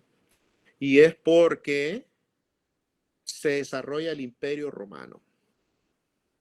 Y del desarrollo del Imperio Romano, ustedes saben de que ellos llegaron a dominar todo el área de que hoy es España. Y el lenguaje de los romanos, ¿saben cuál es? Sepan algo, que todavía las misas en El Salvador se celebraban en ese lenguaje. Es el latín, licenciado. ¿Cómo? El latín. Exactamente, el latín. Quiero que sepan que ahí por 1950 habían misas en latín todavía en El Salvador. ¿Ok? Y mucho antes, con mayor razón. El latín fue a desaparecer posteriormente. Pero mi vida de chico ahí por 1900 algo, 60 digamos, sí, habían misas en latín en El Salvador. Y tú podías escoger si querías escucharlas en español o querías escucharlas en latín. Acá, en Nueva York, hay lugares donde todavía se celebran misas en latín. Pero son pocas, son reducidas. Entonces, lo que te quiero contar es de que la expansión del Imperio Romano condujo a que el latín fuera como la lengua prevaleciente en todo lo que es el territorio de España, ¿verdad? Entonces, ¿cuánto tiempo duró el latín? Según lo que nos presentaron, el latín duró hasta el año 700 después de Cristo. Más de 7 siglos. ¡Wow! Y en ese periodo, quiero también que sepas algo, que existe el latín de los cultos, de los que van a las escuelas, de los que estudian filosofía, matemáticas, etcétera. Y estaba el latín de la calle, el que habla la gente vendiendo, ¿verdad? El que habla la gente común, los que trabajos comunes en la calle. Los soldados no hablaban ese latín, los soldados hablaban el latín de la calle, ¿verdad? Vamos a hablar del latín de la calle. Las personas que vendían, que reparaban zapatos, que construían, que cuidaban a los caballos, todas esas personas hablaban el latín de la calle. Entonces quiere decir de que ya había una separación, ¿no?, de clases, en donde unos hablaban el latín más puro y otros hablaban un latín que era de la calle, ¿verdad? Entonces, el latín se expandió. Pero luego viene de nuevo otra expansión. Un imperio se expande. Fueron hablamos de de una expansión que también dejó una herencia cultural para nosotros. Y son los árabes. Quiero que sepan que los árabes vivieron más de 700 años controlando todo lo que es hoy España. Entonces los árabes llegaron, conquistaron, se introdujeron, sacaron a los romanos y de nuevo el lenguaje no se va, sino que empieza a mezclarse con palabras traídas por los conquistadores en este caso. Y los conquistadores pues sabemos que son pues los árabes. Entonces de nuevo el español tiene palabras de origen celta, palabras de origen latino, y se dice que el español llegó a tener cerca del 20% de palabras de origen del origen de los nuevos conquistadores. Pero, de nuevo, otra guerra. Y es que quieren sacar a los árabes de España. Pero no los pueden sacar fácilmente. La única manera es que dos reinados se junten. y con el poder que alcanzan con dinero, armas, todo, son los encargados de sacar a los árabes. ¿Y cómo? ¿Qué reinado fue ese? Bueno, dos personajes importantes y que nos conviene que los conozcamos, porque son los que financiaron el viaje de Cristóbal Colón a América. ¿Okay? Son los que financiaron el viaje de Cristóbal Colón a América. De nuevo, guerra, a sacar a los árabes.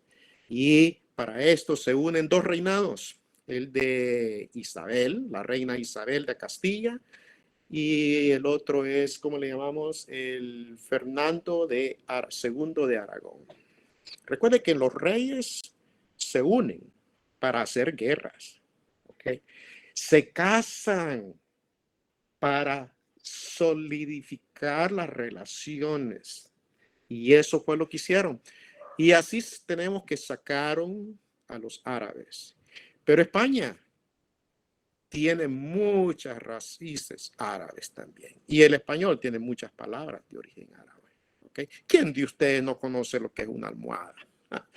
Una almohada, por supuesto, de origen árabe. Almohada. Y los árabes también tenían capacidad y conocimiento para los caballos. Entonces, las condiciones estaban dadas. No les bastó con que el lenguaje castellano se convirtiera en oficial. Acuérdate de una cosa, que los lenguajes que son extraños ya empiezan a ser rechazados por la gente, porque el idioma oficial es, y ahí vienen los nacionalismos. Aquí se habla español, aquí se habla castellano. Y viene la siguiente campaña. Y la siguiente campaña fue hacia América. ¿Qué es lo que podemos entender de todo esto? Que son procesos. Las lenguas están sujetas a cambios. Y todos esos cambios que hemos hablado están relacionados con guerras, conquistas. ¿Ok? Entonces, curiosamente, España conquista América, pero no te olvides de una cosa, en los dos videos. España fue conquistada también. España fue conquistada por romanos, árabes y posteriormente una reina con otro rey que dijeron, basta, vamos a hablar arábigo, vamos a hablar castellano en este país. ¿Ok? Así que recuerda, los lenguajes no cambian casualmente, están relacionados con conquistas. ¿Ok, Irma? Bueno, ya me incorporé. ¿Tienen otro? ¿Ya terminaron los comentarios, Carlos? Sí, ya presenté que es un desarrollo histórico, ¿verdad? Como el español no surge de la nada, es un desarrollo. Adriana tiene que decir algo acá. Sí, disculpen, yo solo tengo una pregunta. Bueno, referente al video me he quedado con un pequeño concepto de entre la diferencia de idioma y lenguaje, perdón, y lengua, pero no sé si yo estaré equivocada, entonces no sé si me podrían ayudar con eso, cuál es la diferencia entre idioma y lengua. Porque, y lo voy a explicar así porque quiero que me corrijan de todos modos. En cuanto al español y el castellano, según el concepto que yo entendí del video, bueno, de los videos, es que el idioma es el idioma español, pero del español viene una variación que es la lengua, lenguaje, no sé, castellano, porque también hablaba del gallego. Y se me imagina, y por la similitud que tiene, tanto en gramática como en todo lo demás, el portugués también podría ser una variación del español. Ajá, y el italiano tiene muchísima gramática igualita al español, entonces no sé si estoy en lo correcto o podrían corregirme, por favor. Son llamadas lenguas romances. ¿Por qué? Romances. Roma, ¿ok? Roma, Italia. Y también tienen un elemento común, un lenguaje en común, que sabemos que es un lenguaje que fue usado hasta en las iglesias, en toda América Latina y también en España, ¿verdad? Entonces quiere decir de que acá hay una cosa importante en lo que estás diciendo. Por ejemplo, en el presente, España. ¿Por qué? ¿Cuál es la diferencia entre castellano y español? Todo es cuestión de nacionalismo. El nacimiento del castellano fue la unificación de lo que hoy es España, pero fue una unificación en función de algo, sacar a los moros, sacar, sabemos, a los árabes. Y entonces el idioma se convirtió en oficial porque los encargados de sacar a los árabes fueron la reina de Castilla en asociación con el rey. Ambos juntaron sus fuerzas y entonces el idioma dominante en ellos era castellano. Ahora, ¿cuándo el castellano se llega a determinar que es español? Cuando todo el territorio tiene como nación un poder centralizado. Y ese poder centralizado es, la nación se llama España. El poder centralizado es España, el gobierno de España, el Estado de España, con sus características. Y ahora es indiferente si se dice castellano o español, estamos refiriendo a lo mismo.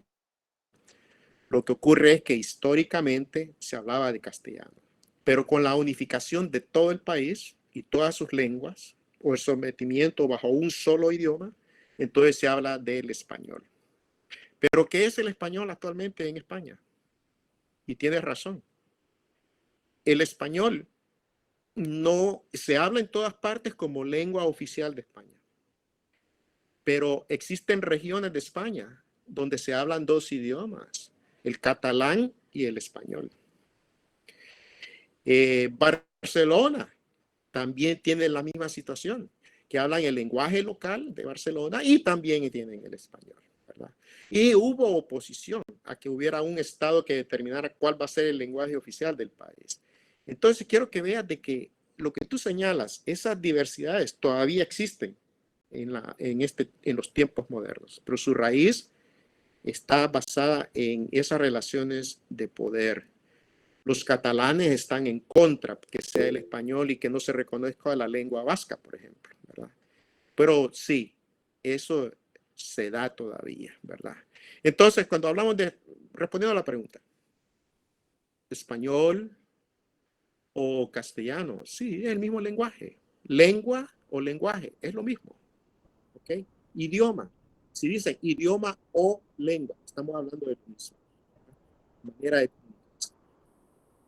Ok, ¿saben? Sí, porque, bueno, yo desde que, bueno, no sé si solo fue mi caso, realmente era la manera en cómo lo introducían los maestros antes, pero por lo menos a mí como en 7º grado, mi maestra de lenguaje y literatura nos decía, ustedes, bueno, nosotros no hablamos español, nosotros hablamos castellano. Entonces era como, ¿cuál es la diferencia? O sea, sí. Y como decía, ocurre de que el español se refiere a España, la nación, el gobierno y el Estado de España. Pero el gobierno y el Estado de España, ¿qué es? Es la unificación de diferentes partes del Estado, de diferentes partes. Y cada una no trata de negar su identidad. Y allí viene el texto, ahí vamos hacia lo que es la identidad. Los catalanes tienen el catalán y tienen el español. Y hay quienes, quiero que sepas, se resisten a hablar el español. No, yo soy catalán y hablo catalanés. Pero hay quienes saben, si tú hablas solamente por orgullo, solo el lenguaje catalán y no quieres hablar el español, estando dentro de la misma España, pues entonces ¿cómo vas a conseguir trabajo? Tienes que ser parte de todo el conglomerado, de toda la unidad nacional. Así es como funciona. Así que las diferencias lingüísticas todas son presentes. Pero existe el Estado-Nación que trata de mantener todos unidos dentro de un lenguaje. Por eso se habla de español. Bueno, aquí ha levantado la mano Jessica. Sí, yo solo quería hacer una pregunta. Y es con respecto a la traducción del idioma latín. ¿ese se puede traducir en diferentes lenguas o idiomas o solamente en español? El latín puede ser traducido en diferentes lenguas. Y recordemos algo de que habíamos de la gramática anteriormente, en la lección anterior. Toda lengua puede pasar a otra, ¿verdad? ¿Por qué? Porque es posible entender un lenguaje distinto por otro lenguaje. Ahí es donde también tenemos también algo que retener, que es la lengua evoluciona, ¿verdad? El concepto de evolución lo vimos la otra vez, cómo se origina, pero también cambia, se transforma y puede ser que tenga una continuidad o desaparezca. Y eso es la parte de lo que estábamos viendo. Entonces, evoluciona y se diversifica. Como les decía cuando comenzamos, el náhuatl no es una sola escritura de náhuatl. Cambia de un territorio a otro. El mismo náhuatl. Esa es lengua. Igual digamos, el castellano y el español. Unos, por ejemplo, cuando hablan el español, hacen siempre, en España, siempre cuando hacen el sonido también, inclusive de la Z, a veces lo cambian y uno lo escucha decir y también lo escriben distinto. Pero ¿por qué se escribe a veces distinto y se habla distinto?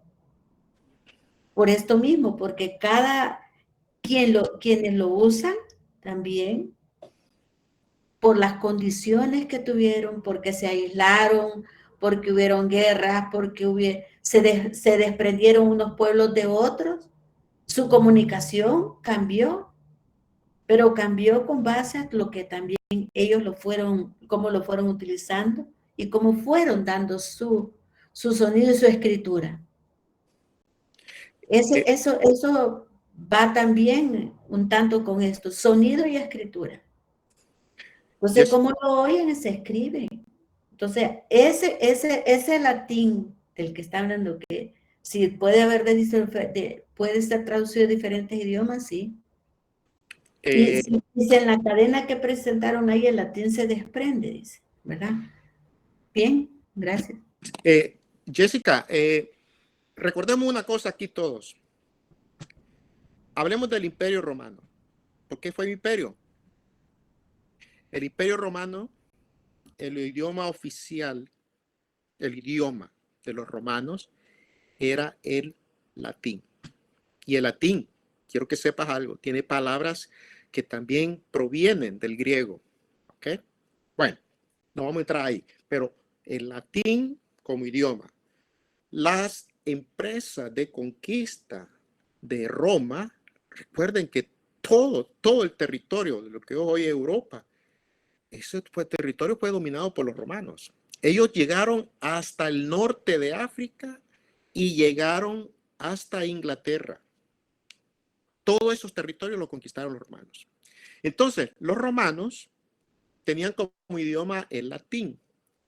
Claro, cuando el Imperio Romano se deshizo o fue perdiendo el control completo de la sede que estaba en Roma, entonces surgieron pequeños gobiernos, pero el latín quedó entre ellos. Y así es como el latín se encuentra en algunas palabras en francés. ¿Por qué? Porque todo lo que es Francia fue conquistado por los romanos también. El latín, algunas palabras también está en el inglés. ¿Por qué? Porque los romanos también llegaron a controlar gran parte de Inglaterra. Y el latín se encuentra también en el español, porque precisamente ellos llegaron también hasta lo que es España. La expansión del poder de los romanos implicó la expansión del latín también. Y junto con el latín, sea del más claro sabor de inteligencia y sabiduría que era con las personas que estudiaban latín, hasta aquellos que lo hablaban comúnmente como eran los soldados, ¿verdad? Por eso es que hay palabras de que están en latín y que el origen es latín y se encuentra en el francés, en el inglés, hasta inclusive el alemán tiene algunas palabras. Porque también Alemania fue, parte de Alemania fue conquistada por los romanos. ¿Ok? ¿Sí? ¿Irma? Anthony Josué. Sí, yo tengo una duda con respecto al idioma de los romanos, que era el latín, como dice el licenciado, pero no sé, quiero hacer esta diferencia. Si ustedes ven el idioma italiano de ahora, suena muy distinto, y entonces busqué eso por mi parte y bueno, encontré que el idioma latino más que todo era usado como por el sistema sacerdotal, por el sistema papal. Entonces no entiendo cuál era el idioma predominante de ellos, porque estamos hablando de Italia, de los romanos. ¿Hablaban italiano o hablaban como tal el latín? Y entonces, si se expandieron, ¿cuál fue el que se expandió? ¿Fue el latín o fue el italiano? No, el idioma que se expande es el latín. El latín. El latín. Cuando hablamos de Italia, óyeme, Italia es Roma, cuando es la expansión, cuando es el dominio de todos los territorios, Francia, España, todos estos territorios. Entonces es el Imperio Romano. En este mapa está cómo estaba todo el Imperio Romano. El Imperio Romano se convierte en Italia cuando todo el imperio se va reduciendo. Y recordemos, no es que se van para atrás, sino que mucha gente que hablaba latín se queda viviendo, ya no regresan a Roma. Se quedan viviendo en Francia, se quedan viviendo en Italia, no, se quedan viviendo en Inglaterra, en Bélgica, en todas las naciones se quedan viviendo con el idioma que es el latín. Entonces, cuando el latín deviene italiano, cuando Italia se convierte en un estado o república, ¿ok? De imperio a nación. Imperio es cuando está esparcido por todo el mundo y se llama el Imperio Romano. Pero ya cuando se reduce al control del territorio local, que es lo que hoy es Italia, ellos tienen pugnas internas, luchas internas por formar el Estado-Nación. Y entonces del Estado-Nación hablamos del italiano. Aquí es sencillo. Nosotros no decimos el salvadoreñismo. Los salvadoreños hablan el salvadoreñismo. No, porque es el español, ¿verdad? En una época, la gente hablaba ¿cómo se llama? No el italiano, sino que era el latín, ¿verdad? Pero cuando ya los italianos hablan latín y ya decimos italianos, es porque ya se han constituido en una nación dentro del espacio territorial que tienen en la actualidad. Y entonces ya de Estado-nación, entonces hablamos de italiano. Fundamentalmente con gran influencia, o sea, fundamentalmente es latín, pero influido por multiplicidad de idiomas, porque las lenguas viajan con los habitantes. Todos los que regresaron al Imperio Romano derrotados traían la experiencia de las palabras españolas, de los diferentes lenguajes en el mundo. Y esas palabras pasaron a formar parte de lo que es el italiano. Así que el italiano no es el latín puro tampoco. Trae toda la influencia de los lenguajes en donde la población vivió y al regresar se constituyó. Escuchamos al profesor. ¿Ya? Bueno. Hola, ¿me escuchan? Sí, se le escucha, licenciado. Sí, se escucha.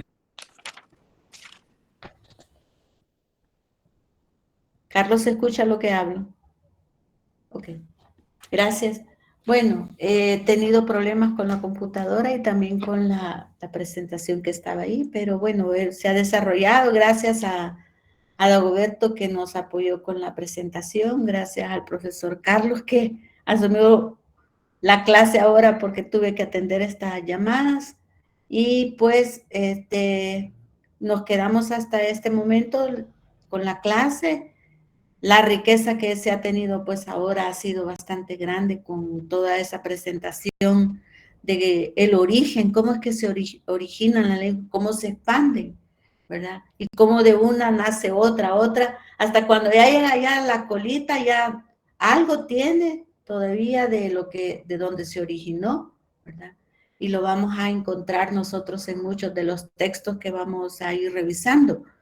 Pero ahora nos queda esta semillita de cómo es que se originan la lengua y cómo se expande, pero también cómo puede llegar a desaparecer.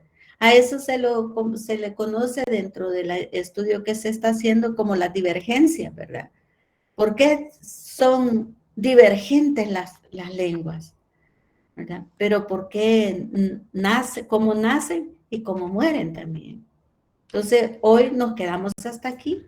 Seguiremos en la siguiente. Las lecturas que ustedes van a hacer, esas van a servir para trabajar el día martes, ¿verdad? Así que ya estarán dispuestas en el aula y pues les sugiero y les motivo a que lean para que sea muy enriquecido lo que ustedes vayan a realizar el día martes, ¿verdad? Y que lo hagan, lleguen, no vayan a faltar porque yo no voy a estar, ¿no? La guía o de lectura o de discusión o lo que les vamos a preparar para que trabajen ese día es para que aprendamos y vayamos nosotros comprendiendo esto de la historia. ¿Por qué estamos viendo la historia? ¿Verdad? Así que, bien, nos quedamos aquí. Buen día, nos vemos el próximo martes. Yo estaré en el arranque nada más el martes y luego me retiro. Así que gracias, buen día y buen fin de semana.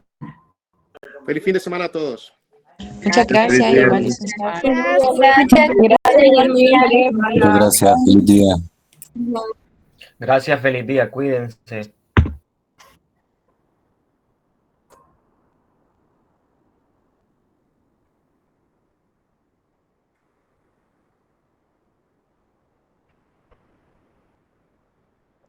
Licenciada.